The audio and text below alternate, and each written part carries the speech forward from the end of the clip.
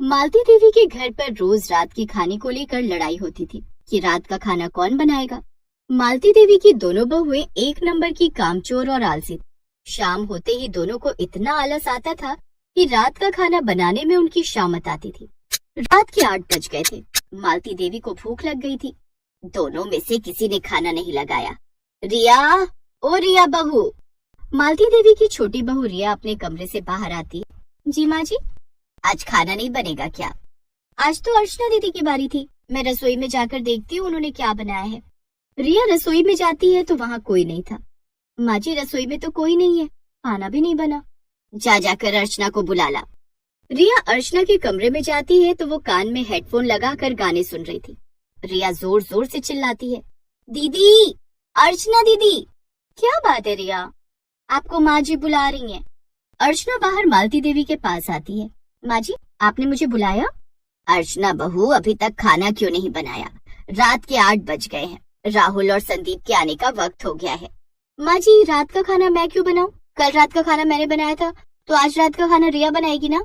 मैं रात का खाना क्यों बनाऊंगी? मैंने सुबह का नाश्ता और दोपहर का खाना भी बनाया था। मैं बहुत थक गई हूँ, मैं तो अपने कमरे में आराम करने जा रही हूँ। माँ जी, रोज रोज रात का खाना मैं नहीं बनाऊंगी। आप एक काम कीजिए, पूरे महीने का एक चार्ट बना दीजिए कि कौन कौन कब कब खाना बनाएगा। 5 लोगों के परिवार में अब खाना बनाने के लिए चार्ट बनाना पड़ेगा। माँ जी, मैं संदीप जी को फोन करके बोल देती हूँ कि वो खाना बाहर से ले आए। अर्चना अपने पति संदीप को फोन करती है। संदीप जी, आज आप सबके लिए बाहर से खाना पैक करा कर ले आइए। मैं खाना बाहर से ले तो आऊंगा, लेकिन लेट हो जाएगा। अभी मैं ऑफिस से निकला हूँ, अब खाना पैक कराने होटल जाऊंगा तो मुझे घर आने में 10 बज जाएंगे। कोई बात नहीं, 10 बज जाए तो बज जाए, लेकिन मैं तो खाना नहीं बनाने वाली। संदीप सबके लिए खाना पैक कराकर रात के 10 बजे घर आता है। भूख के मारे मालती देवी की आंखें कुलबुला रही थी। वो तो खाने पर टूट पड़ती हैं। माँ जी, थोड़ा इंतजार तो कर लेती, मैं सबके लिए खाना परोस ही रही थी। बहू, मैं रात के 8 बजे से खाने का इंतजार कर रही हूँ, अब मुझसे नहीं रहा जा रहा था। बाकी लोग भी खाना खाकर सोने चले जाते हैं। दूसरे दिन अर्चना ने सुबह और दोपहर का खाना बनाया। शाम होने वाली थी। आज सुबह और दोपहर का खाना दीदी ने बनाया। रात का खाना बनाने की जिम्मेदारी मुझ पर आ जाएगी। मैं अपना फेवरेट टीवी सीरियल नहीं छोड़ने वाली। रिया ने अपने दाहिने हाथ की उंगली पर पट्टी बांध ली और उस पर लाल रंग लगा लिया। अर्चना ने रिया की उंगली देखी। ये तुम्हारी उंगली को क्या हो गया रिया? सुबह तक तो तुम्हारी उंगली बिल्कुल ठीक थी। देखो ना दीदी, आज शाम बाथरूम के दरवाजे से मेरी उंगली कुचल गई, बहुत दर्द हो रहा है। अब रात का खाना कौन बनाएगा? आपको ही बनाना पड़ेगा दीदी। मैंने आज सुबह और दोपहर का खाना बनाया है, मैं रात का खाना नहीं बनाऊंगी। तभी अर्चना के पास संदीप का फोन आता है। हेलो अर्चना, आज मेरे कुछ दोस्त रात के खाने पर घर आ रहे हैं, तुम कुछ अच्छा सा बना लेना। संदीप फोन रख देता है। दोस्तों को भी आज ही आना था। अब अर्चना को सबके लिए अकेले ही पकवान बनाने पड़ते हैं। रिया रसोई में आकर कहती है, दीदी, आज तो आपने बड़ा अच्छा खाना बनाया, बड़ी अच्छी खुशबू आ रही है। रिया गाजर के हलवे की तरफ हाथ बढ़ाती है। अभी खाने को हाथ मत लगाना रिया, पहले सारे गेस्ट खा लेंगे, उसके बाद किसी को खाने को मिलेगा। ये क्या दीदी, जब मैं खाना बनाती हूँ तब तो मैं ऐसा नहीं करती। अर्चना गुस्से में वहाँ से चली जाती है। थोड़ी देर बाद जब संदीप अपने दोस्तों के साथ घर आता है तब, संदीप, आज आप रात के खाने का हिसाब कर ही दो कि कौन रात का खाना बनाएगा। मैं तो आज के बाद रात में रसोई में नहीं जाने वाली। हाँ तो मैं भी रात में रसोई में नहीं जाने वाली। रिया, ये सब क्या है? घर में मेहमान आए हैं और तुम हो कि झगड़ा कर रही हो? राहुल रिया को चुप कराता है। अर्चना टेबल पर सबके लिए खाना लगाती है। वाह भाभी जी, क्या खाना बनाया आपने, मजा आ गया। हाँ, ऐसा लग रहा है जैसे किसी रेस्टोरेंट में बैठकर खाना खा रहे हैं। पनीर की सब्जी और मिलेगी भाभी जी। हाँ लीजिए ना भाई साहब। अर्चना सबको खाना खिलाती है। सारे मेहमान खाना खाकर चले जाते हैं। फिर घर की औरतें खाना खाने बैठती हैं। संदीप जी, आपने रात के खाने का क्या सोचा है? बेटा, रात का खाना बनाने के लिए काम वाली रख ले। मैं रोज रोज की किचकिच से तंग आ गई हूँ, कम से कम वक्त पर 2 रोटी तो मिलेगी। ठीक है माँ। संदीप रात का खाना बनाने के लिए काम वाली को बुलाता है। 5 लोगों के हिसाब से 1 महीने का 10,000 रुपया लगेगा। 10,000 रुपए? ये तो बहुत ज्यादा है। इससे कम नहीं होगा साहब, दाल सब्जी रोटी सब बनानी पड़ेगी। 5 लोग हो तो 20 रोटियां तो बनानी पड़ेंगी। रख लेते हैं भैया, महीने के 5,000 आप दे देना और 5,000 मैं दे दूंगा। ठीक है राहुल। काम वाली रख ली जाती है, लेकिन पहले ही दिन से उसने अपने रंग दिखाने शुरू कर दिए। वो 8 बजे रात पे काम पर आई। मंजू, तुझे 6 बजे आने के लिए कहा था, तू 2 घंटे लेट क्यों आई? मालकिन, मेरे बेटे की तबीयत खराब हो गई है, उसे लेकर डॉक्टर के पास गई थी, इसलिए लेट हो गई, कल से मैं टाइम पर आएगी। ऐसा कहकर वो रसोई में चली गई। 1 घंटे में उसने खाना बना लिया। जाते समय उसने मालती देवी से एडवांस रुपए मांगे। मालकिन, मुझे 5,000 रुपए एडवांस दे दो, बाकी के 5,000 आप महीने के अंत में दे देना। लेकिन आज तो तेरा पहला ही दिन है, मैंने बताया था कि मेरे बेटे की तबीयत बहुत खराब है, उसके इलाज के लिए पैसे मांग रही हूँ। मालती देवी अपने बड़े बेटे संदीप से पैसे मांगकर मंजू को दे देती है, लेकिन पैसे लेकर वो 3 दिन काम पर नहीं आती है। तीनों दिन खाना बनाने के लिए दोनों बहुओं में फिर से झगड़ा होने लगता है। मैंने कह दिया ना, मैं रात को रसोई में नहीं जाऊंगी, मैं भी रात को रसोई में नहीं जाऊंगी। आप दोनों शांत हो जाओ, मैं खाना बाहर से मंगा देता हूँ। राहुल, मेरे लिए पनीर चिली और नूडल्स मंगा देना, मेरे लिए कढ़ाई पनीर और नान मंगा देना। राहुल सबके लिए उनका मनपसंद खाना मंगाता है, लेकिन उसके काफी पैसे खर्च हो जाते हैं। आज तो बहुत पैसे लग गए, रात का खाना बहुत महंगा पड़ रहा है। काम वाली को 10,000 रुपए देने के बाद भी बाहर से खाना मंगाना पड़ रहा है। तुम दोनों चिंता मत करो, कल से रात का खाना मैं बनाऊंगी। 2 दिन तक रात को मालती देवी रसोई में जाकर सबके लिए खाना बनाती है। तीसरे दिन जब मंजू काम पर आती है, मंजू, तू 3 दिन क्यों नहीं आई? मालकिन, मेरे बेटे को अस्पताल में भर्ती करना पड़ा, मैं 3 दिन से अस्पताल में थी, तो काम पर कैसे आती? उस दिन मंजू ने खाना बनाया तो सबने राहत की सांस ली। थैंक गॉड कि मंजू काम पर आ गई। लेकिन मंजू कुछ दिन काम पर आने के बाद फिर गायब हो जाती है। उसके न आने पर रात को रसोई में कोई नहीं जाता, मालती देवी को ही रात का खाना बनाना पड़ता। इस तरह मंजू महीने के 15 दिन छुट्टियों पर ही रही और महीने के आखिर में आकर वो पूरे पैसे भी ले गए। ये सब कुछ देखकर संदीप, राहुल और मालती देवी ने कुछ डिसाइड किया। दूसरे दिन मंजू काम पर नहीं आई। माँ जी, आज मंजू क्यों नहीं आई? उसे मैंने काम से निकाल दिया है।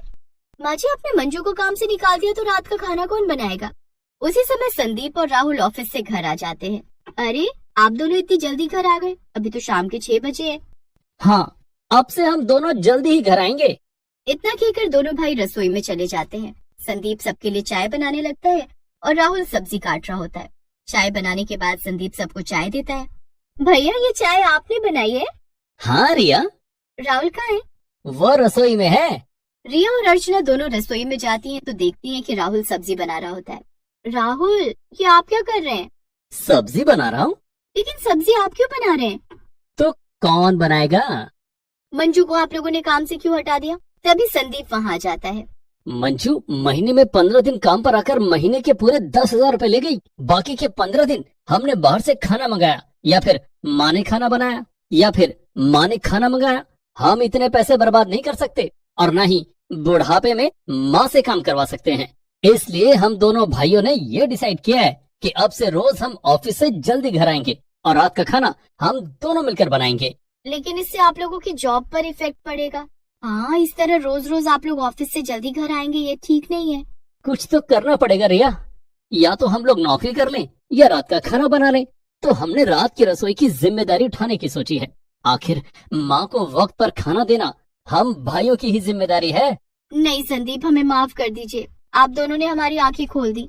ये जिम्मेदारी हमारी है जिसे हम भूल गए थे। आप दोनों कमरे में जाकर आराम कीजिए, आज से रात का खाना मैं बनाऊंगी। नहीं दीदी, आप अकेले खाना नहीं बनाएंगी, मैं आपकी मदद करूंगी।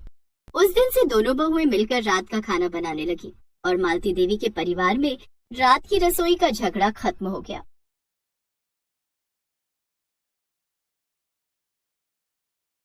माला की शादी की उम्र हो गई थी और उसके घर वालों ने उसके लिए रिश्ता ढूंढना शुरू कर दिया था। लेकिन माला को एक लड़का पसंद था। माला अपने घर पर जब उस लड़के के बारे में बताती है तो सब हंसी खुशी राजी हो जाते हैं। मगर माला की होने वाली सास बहुत कंजूस मक्खी चूस किस्म की थी। इस बात से अनजान माला अपने ससुराल पहुंच जाती है। आइए देखते हैं फिर कैसे होती है कंजूस सास की रसोई। मम्मी, पापा, मुझे आप दोनों से कुछ कहना है। हाँ हाँ बोलो ना माला, क्या बात है? मम्मी, मुझे ना एक लड़का पसंद है और मैं उसी से शादी करना चाहती हूँ, तो आप लोग मेरे लिए रिश्ता ढूंढना बंद कर दीजिए।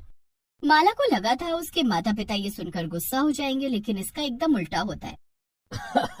अरे माला बेटा, अगर ऐसी ही बात थी तो तुझे हमें पहले ही बता देना चाहिए था। हम लोगों को तेरी पसंद पर पूरा विश्वास है। वैसे उस लड़के का नाम क्या है? पापा, लड़के का नाम मोहन है। वो यहीं पास के एक मोहल्ले में रहता है और बैंक में नौकरी करता है। तो क्या आप लोग मेरे रिश्ते की बात करने उसके घर जाएंगे? जरूर बेटा, पहले हम उसके घर के बारे में थोड़ा पता करेंगे और फिर हम खुद वहाँ रिश्ते की बात करने जाएंगे। तू बिल्कुल चिंता मत कर। ये सुनकर माला बहुत खुश हो जाती है। उसे तो यकीन ही नहीं हो रहा था कि आखिर उसकी शादी मोहन से होने वाली थी। लेकिन कुछ दिन में जब माला के मम्मी पापा अपने जानने वाले लोगों से मोहन के घर के बारे में पता लगवाते हैं तो वो थोड़ा परेशान हो जाते हैं। मम्मी पापा क्या हुआ, कोई बात है क्या? आप लोग इतने परेशान क्यों लग रहे हैं? बेटा माला, हमने मोहन के घर वालों के बारे में पता किया और हमें एक अजीब बात पता चली है। क्या? वो क्या मम्मी? हमने सुना है कि मोहन की माँ बहुत कंजूस है। उनकी कंजूसी के किस्से तो पूरे शहर में मशहूर हैं। भला तू वहाँ कैसे रह पाएगी बेटा? ये सुनकर माला निराश हो जाती है। देखो बेटा, हम तुम्हें मना नहीं कर रहे। शादी करने का फैसला तुम्हारा है। अगर तुम अभी भी यही चाहती हो कि हम वहाँ रिश्ते की बात लेकर जाएं, तो हम चले जाएंगे। लेकिन हमारे ख्याल से तो ये तुम्हारे लिए ठीक नहीं। पापा मम्मी, आप दोनों चिंता मत करिए। कंजूस होना कोई गलत बात थोड़ी है। मैं सब संभाल लूंगी। लेकिन मुझे शादी तो सिर्फ मोहन से ही करनी है। उसकी माँ की कंजूसी से मुझे क्या करना? माला के मम्मी पापा फिर कुछ नहीं कहते हैं और अगले ही दिन जाकर माला के रिश्ते की बात कराते हैं। कुछ ही दिनों में माला और मोहन की शादी भी हो जाती है और माला अपने ससुराल चली जाती है। शादी के अगले दिन सुबह सुबह माला उठती है और सोचती है, आज ससुराल में मेरा पहला दिन है। सबसे पहले सबको बढ़िया चाय बनाकर पिलाती हूँ और कुछ अच्छा सा नाश्ता खिलाती हूँ। उसके बाद घर की पहली रसोई में दोपहर में खीर और अच्छा अच्छा खाना बनाऊंगी। लेकिन जैसे ही माला किचन की तरफ बढ़ती है, उसकी सास उसे रोक देती है। अरे अरे, क्या हुआ बहू, किचन में क्या करने जा रही हो? वो माँ जी, वो सबके लिए कुछ चाय नाश्ता बनाने जा रही थी। चाय का सुनकर माला की सास सुमन हड़बड़ा जाती है और उससे कहती है, अरे नहीं नहीं बहू, हम सुबह सुबह चाय नहीं पीते। अरे तुम्हें पता भी है चाय पीने से कैंसर हो जाता है। तुम तो एक काम करो, पानी गर्म कर दो। ये सुनकर माला तो हैरान ही रह जाती है। क्या पानी? हाँ, सुबह सुबह गरम गरम पानी पीना सेहत के लिए अच्छा होता है ना। तो सबके लिए पानी गरम कर दो। और कल शादी में बहुत सी रोटियां बच गई थी, उन्हें गरम कर दो, हम सब अचार से खा लेंगे। क्या सच में? हाँ और क्या, भला उन सब रोटियों को बर्बाद थोड़ी करना है। इसीलिए तो मैं उन सबको घर ले आई थी। जाओ सबके लिए नाश्ता तैयार करो, जैसा मैंने कहा है ठीक वैसे ही। माला चुपचाप किचन में चली जाती है और पानी गर्म करने लगती है। इसके बाद वो रोटियां गर्म करती है और जाकर डाइनिंग टेबल पर रख देती है। सभी लोग बिना कुछ बोले वही नाश्ता करने लगते हैं, इसलिए माला को भी करना पड़ता है। नाश्ते के बाद माला अपने कमरे में जाती है और सोचने लगती है, कितना अजीब परिवार है, कैसी सास है मेरी। भला अपनी बहू को ससुराल में पहले दिन कोई बासी रोटी और गर्म पानी पिलाता है। हद हो गई। अब तो मैं अपनी पहली रसोई में क्या बनाऊंगी ये भी समझ नहीं आ रहा। माला जाकर अपनी सास से ही पूछ लेती है, माँ जी, आज मेरी पहली रसोई है ससुराल में, तो खाना क्या बनाऊं? सास ये सुनकर सोच में पड़ जाती है। अगर अब ये खाना बनाने गई तो बड़ा सामान बर्बाद कर देगी, काफी नुकसान हो जाएगा। एक काम करती हूँ, इसे मना कर देती हूँ। क्या हुआ माँ जी, क्या सोचने लगी? बताइए ना क्या बनाऊं? अरे माला रहने दे, ये सब हमारे यहाँ नहीं होता। और वैसे भी तूने सुबह पानी गर्म किया तो था ना, उसी को पहली रसोई मान ले। आज खाना मैं बना दूंगी, तू जाकर आराम कर। हाँ अच्छा ठीक है माँ जी। माला जाकर सो जाती है। जब वो दोपहर के खाने के लिए उठती है और जाकर देखती है तो दंग रह जाती है। माँ जी, ये सब क्या है? अरे बहू, शादी के खाने में रोटियों के साथ साथ दाल वगैरह भी बची थी, मगर दाल बहुत गाढ़ी हो गई थी, इसलिए मैंने उसमें जरा पानी डालकर उसे गर्म कर दिया। और रोटियां तो थी ही, हम सब मिलकर अब दाल रोटी खा लेते हैं। माला को तो ये सब देखकर चक्कर ही आने लगते हैं और वो अपने कमरे में वापस चली जाती है। वो अपनी माँ को फोन लगाती है और उनसे कहती है, माँ, आपने तो एकदम सही कहा था, मेरी सास बहुत ही ज्यादा कंजूस है। मुझे तो बिल्कुल समझ नहीं आ रहा मैं क्या करूँ। हमारे घर में तो ऐसा बिल्कुल नहीं होता था। अब मैं क्या ही कहूँ माला बेटा, हमने तो पहले ही मना किया था। माला फोन रख देती है और सोच में पड़ जाती है। अगले कुछ दिनों तक ऐसा ही चलता रहता है और सास लगातार यही करने लगती है। वो कभी घर में सबको बासी खाना खिलाने लगती, तो कभी बिना नमक शक्कर का खाना बनाती, जिससे पैसे कम खर्च होते।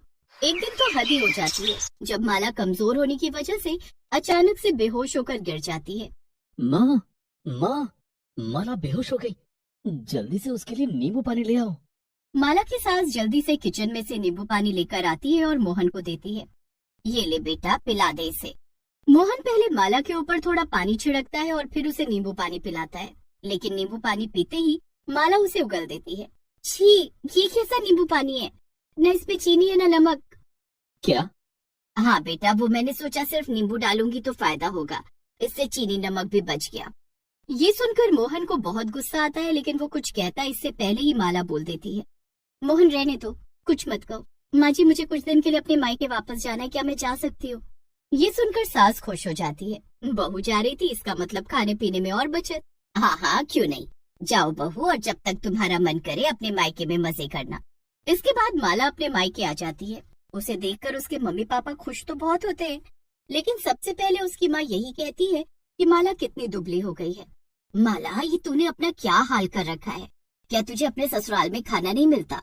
हाँ बेटा, तू कितनी दुबली हो गई है।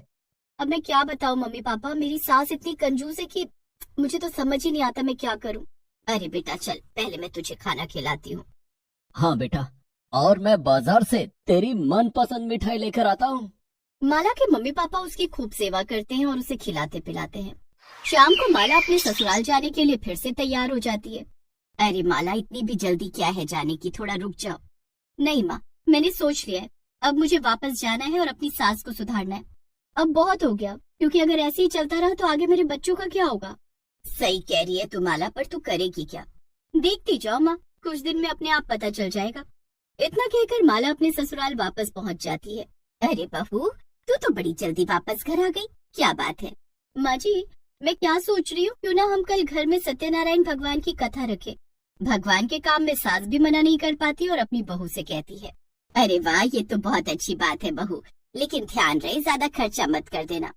हाँ हाँ ठीक है माँ जी, आप बिल्कुल चिंता मत करिए, मैं सब संभालूंगी।